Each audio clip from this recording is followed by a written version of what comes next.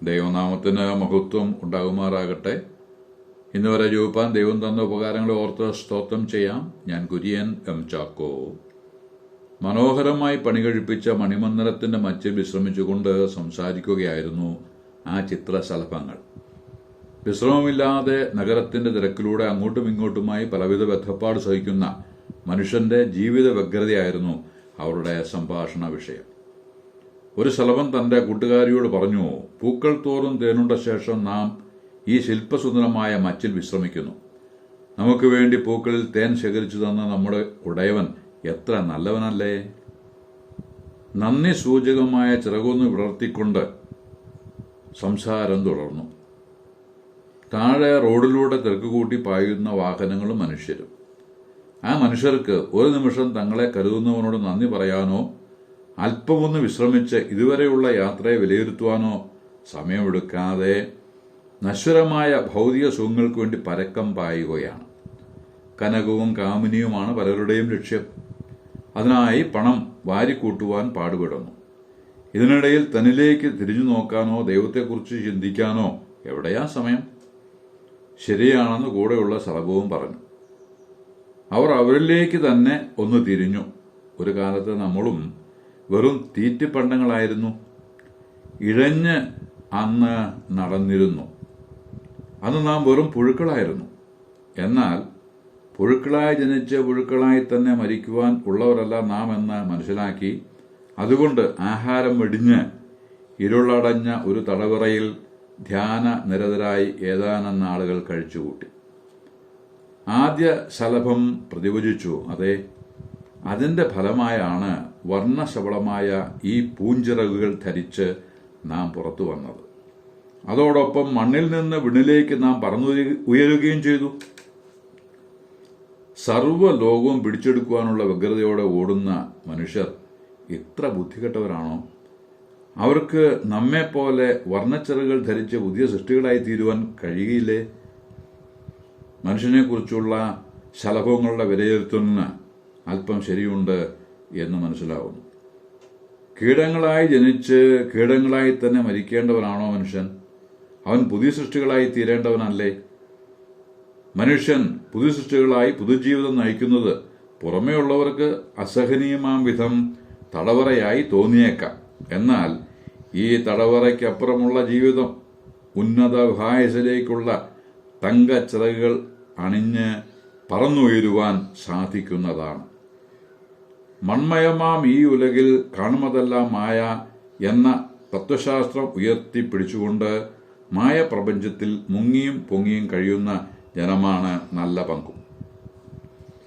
ശാശ്വതമായതൊന്നും ഇല്ല എന്നുള്ളതാണ് അവരുടെ നിഗമനം. പക്ഷേ ശാശ്വതമായി എന്തെങ്കിലും ഉണ്ടോ എന്ന് അന്വേഷിക്കുവാൻ കൂട്ടാക്കാതെ മായയിൽ തന്നെ അവർ നീന്തി തുടിക്കുന്നു. അങ്ങനെയുള്ള ചിന്താഗതിക്കാരിൽ ചിലരോട് സംസാരിപ്പാൻ എനിക്ക് അവസരം ഉണ്ടായിട്ടുണ്ട്. ആ സന്ദർഭങ്ങളിൽ ഞാൻ പറഞ്ഞത് ഇപ്രകാരമാണ്: നിങ്ങളുടെ ചിന്താഗതി ശരിയെന്നിരിക്കട്ടെ, അങ്ങനെയായാലും ഞങ്ങൾക്ക് നഷ്ടമൊന്നുമില്ല.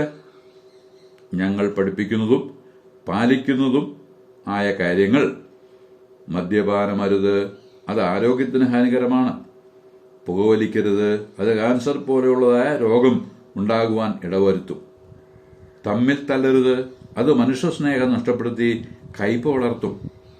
കൊലപാതകമരുത്, അത് സമൂഹത്തെ നശിപ്പിക്കും. മാത്രമല്ല ആ പക ആവർത്തിക്കുവാൻ ഇടവരുകയും ചെയ്യും.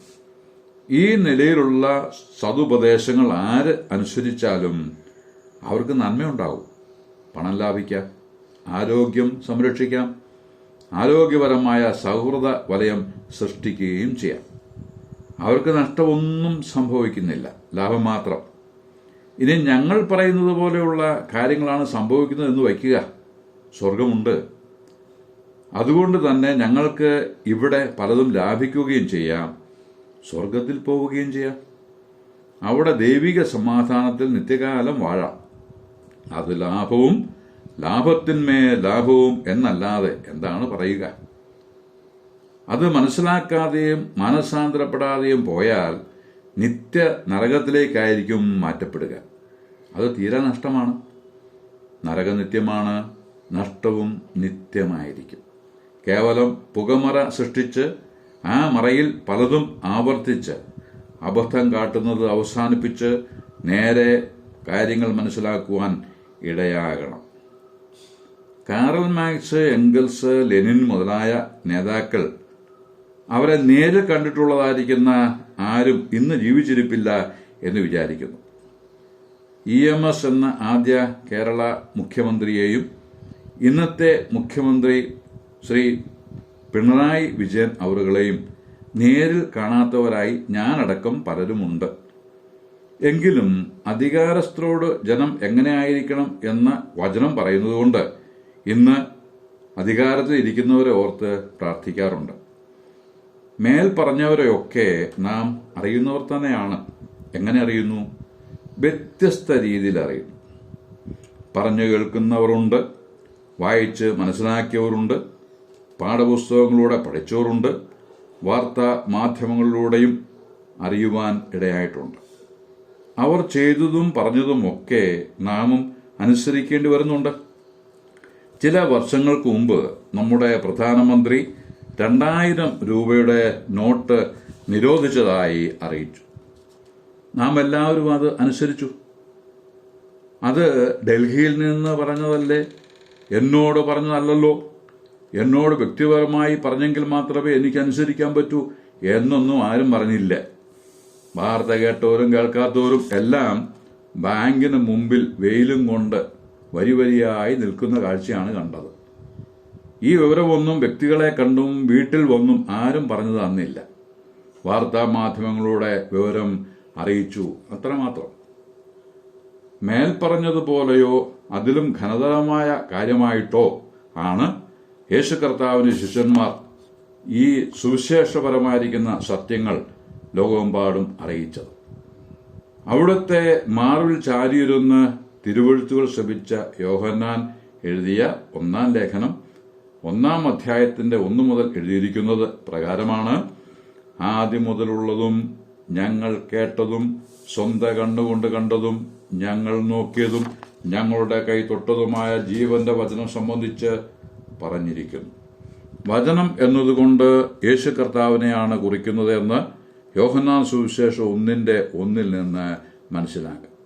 ഇങ്ങനെ വായിക്കുന്നു: ആദിയിൽ വചനമുണ്ടായിരുന്നു, വചനം ദൈവത്തോടു കൂടെ ആയിരുന്നു, വചനം ദൈവമായിരുന്നു. 1:14 പ്രകാരം രേഖപ്പെടുത്തിയിട്ടുണ്ട്: വചനം ജഡമായി തീർന്നു, കൃപയും സത്യവും നിറഞ്ഞവനായി നമ്മുടെ ഇടയിൽ പാർത്തു. അവനത്രേ കർത്താവായ യേശു ക്രിസ്തു. യോഹന്നാൻ ശ്ലീഹ വീണ്ടും പറയുന്നത് 1-ാം ലേഖനം 1:3 വായിക്കുന്നു: ഞങ്ങൾ കണ്ടും കേട്ടുമുള്ളത് നിങ്ങൾക്ക് ഞങ്ങളോട് കൂട്ടായ്മ ഉണ്ടാകേണ്ടതിന് നിങ്ങളോടും അറിയിക്കുന്നു എന്നാണ്. ഈ ലക്ഷ്യത്തിലാണ് ഞങ്ങൾ വ്യക്തികളോടും വീട് വീടാന്തരവും കവലകളിൽ നിന്നും പ്രസംഗിക്കുന്നത്. മതം മാറ്റുവാനല്ല, മാനസാന്തരപ്പെട്ട് കുടിയും വലിയും ദുഷ്ചെയ്തികളും വിട്ട് യോഗ്യനായ പുരുഷനും സ്ത്രീയും ആയിത്തീരണം എന്നുള്ളതിന് ആ താല്പര്യത്തിലാണ്. അതാണ് ഞങ്ങളുടെ ആഗ്രഹം. ഈ പറമ്പിലെ പൂവൻ വാഴ അടുത്ത പറമ്പിൽ നട്ടാലും പൂവൻ കുലയേ ഉണ്ടാകൂ. അതുകൊണ്ട് പറമ്പ് മാറ്റത്തിനോട് ഞങ്ങൾക്ക് യോജിപ്പില്ല. എല്ലായിടത്തും എല്ലാവരും മാനസാന്തരപ്പെടുവാൻ മനുഷ്യരോട് ദൈവം കൽപ്പിക്കുന്നു. അങ്ങനെ മാനസാന്തരപ്പെട്ടാൽ നല്ല മനുഷ്യനാകാം, സുവിശേഷം കേട്ട് പാപമോചനവും നേടാം. അങ്ങനെ പാപമോചനം കിട്ടിയാൽ സ്വർഗത്തിന്റെ അവകാശവും ലഭിക്കും എന്ന് വിശുദ്ധ ബൈബിൾ പറയുന്നു. പാപമോചനം ലഭിച്ചു എന്നുള്ളതാണ് ഞങ്ങളുടെ ജീവിതത്തിലെ സമാധാനത്തിന് കാരണം. ഈ കാര്യങ്ങളെക്കുറിച്ച് കൂടുതൽ അറിയുവാൻ ബൈബിൾ വാങ്ങി വായിപ്പാൻ ശുപാർശ ചെയ്തുകൊണ്ട് വാക്കുകൾക്ക് പൂർണ്ണവിരാമം കുറിക്കുന്നു. ദൈവനാമം മഹത്വപ്പെടുമാറാകട്ടെ.